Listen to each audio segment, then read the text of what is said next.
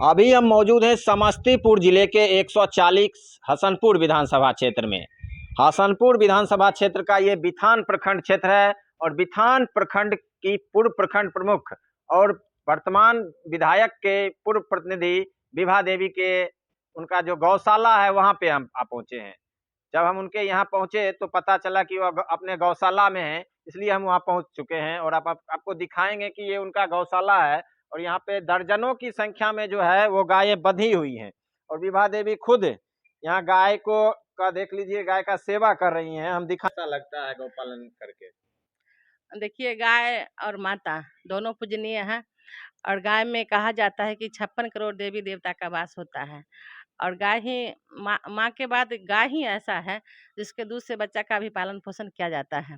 तो शुरू से मुझे गाय पालने में दिलचस्पी था और जैसे जैसे हम अपने पैर पर खड़ा होते गए और हम अपने गाय का ये पहले तो एक ही गाय खरीदे थे और जो कामधेनु था, जो सबसे पहले हम कामधेनु गाय खरीदे थे जो बिना बच्चा के दूध देती थी। फिर धीरे धीरे हम गाय को बढ़ाते गए और आज मेरे पास कम से कम 20-25 की संख्या में गाय है। और आगे का मेरा जो ड्रीम है कि मैं बहुत बड़ा स्तर पर बिथान में गौशाला खोलूँगी। और आपके चैनल के माध्यम से हम ये भी कहना चाह रही हूँ कि जिस किसी किसान के पास बूढ़ी गाय है, अगर आप उसको खिलाने में सक्षम नहीं है तो आप मेरे यहाँ उसको दे सकते हैं।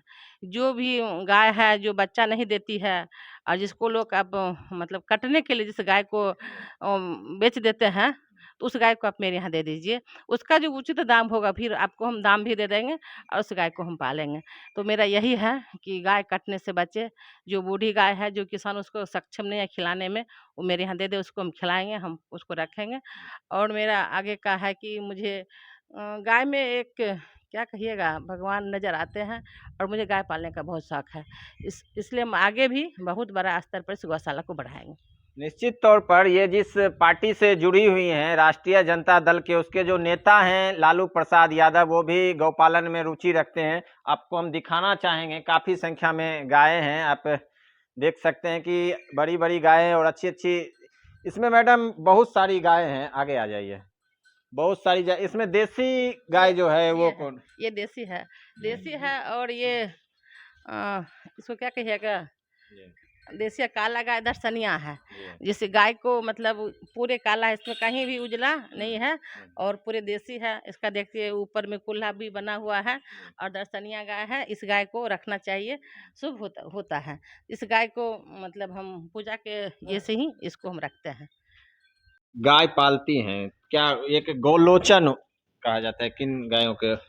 गाय का जो होता है ना गोलोचन मणि होता है गाय का, वो मणि जैसे सांप में मणि, हिरण में कस्तूरी, उसी तरह गाय में गोलोचन होता है।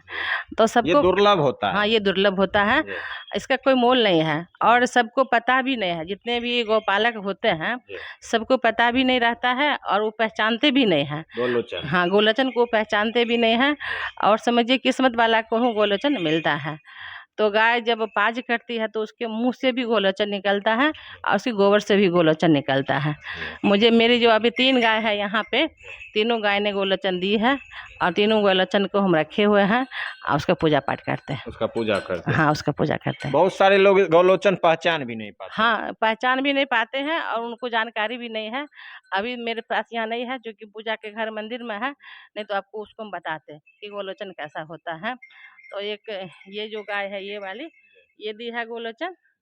एक वहाँ जो काली गाय है वो गोलोचन दी है और एक सामने जो ये है, सामने जो नंदनी है, एक नंदनी दी है गोलोचन। तीनों गाय गोलोचन दी है और इसी 6 महीना के अंदर तीनों गाय हमको गोलोचन दी है। उस गोलोचन को हम रखे हुए हैं पूजा के मंदिर में, उसको पूजा। और ये आपको जर्सी हुआ और वो मेरा एक गाय जो गंगा है, जिसका हम नाम गंगा रखे हुए हैं, वो दोनों आँख से अंधा है।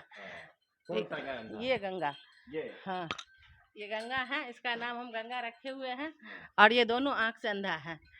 तो फिर लेकिन इस गाय को हम कभी बेचेंगे नहीं, इसलिए इसको पालेंगे कि ये दोनों गाय आँख से अंधा है, इसलिए इसको हम कभी दे नहीं सकते। इसको सेवा भावना से हम इसको रखेंगे। देखिए ये इनकी गाय है और इसका नाम गंगा रखा है इन्होंने, और ये दोनों आँख से देख नहीं सकती है और अंधी है, लेकिन इन्होंने कहा है कि इसको ये जब तक ये गाय रहेगी इस गाय को वो रखेंगे।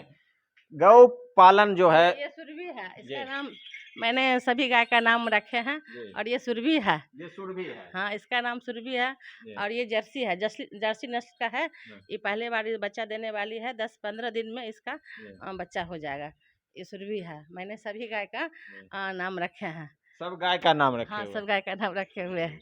ये सुरभि है, ये गंगा है, वो नंदिनी है। जी। नंदिनी भी देगी जी। बच्चा। कितना दिनों से गौपालन कर रही हैं? हम लोग 2017 में हम गाय खरीदे थे कामधेनु। जी। 2017 में कामधेनु गाय खरीदे थे। उसके बाद से एक गाय खरीदे, धीरे धीरे ना मुझे गाय पालने में बहुत दिलचस्पी होने लगा और मैं इस गाय को पालने लगी। जिस दिन थोड़ा सा भी हमको समय मिलेगा तो हम 1 घंटा आधा घंटा आके भी इस गौशाला में हम जरूर बैठते हैं, थोड़ा सा देख लेते हैं गाय का कैसे खाना पीना सब ठीक है कि नहीं है। फिर हम 1 आधा घंटा बैठ गए। और दूसरा चीज़ ये भी आप जानिए, जिसको सांस का बीमारी है, दम्बा का बीमारी है, उसको गाय के पास बैठना चाहिए। गाय कार्बन डाइऑक्साइड लेती है और ऑक्सीजन छोड़ती है। तो जिसको सांस लेने में दिक्कत की बीमारी है उस आदमी को गाय के पास सोना चाहिए, बैठना चाहिए। धार्मिक दृष्टिकोण से और जो है हाँ। वैज्ञानिक दृष्टिकोण हाँ, से हाँ। दोनों से गौपालन जरूरी है। 3 दृष्टि से, जी। धार्मिक से जी। और ये बीमारी वाला बोलिए जी। उससे भी। जी। और एक माँ के बाद गाय का दूध है कि जो बच्चा का पालन पोषण करता है, तो जिंदगी को भी देती है ना, इसलिए गाय पालना चाहिए। निश्चित तौर पर हम जिस जगह पर हैं यहाँ पे आप देख सकते हैं कि काफ़ी संख्या में गायें इन्होंने पाल रखी हैं और ये जो गाय हैं इन सब गायों का अलग अलग नाम भी रखा गया है इनके द्वारा।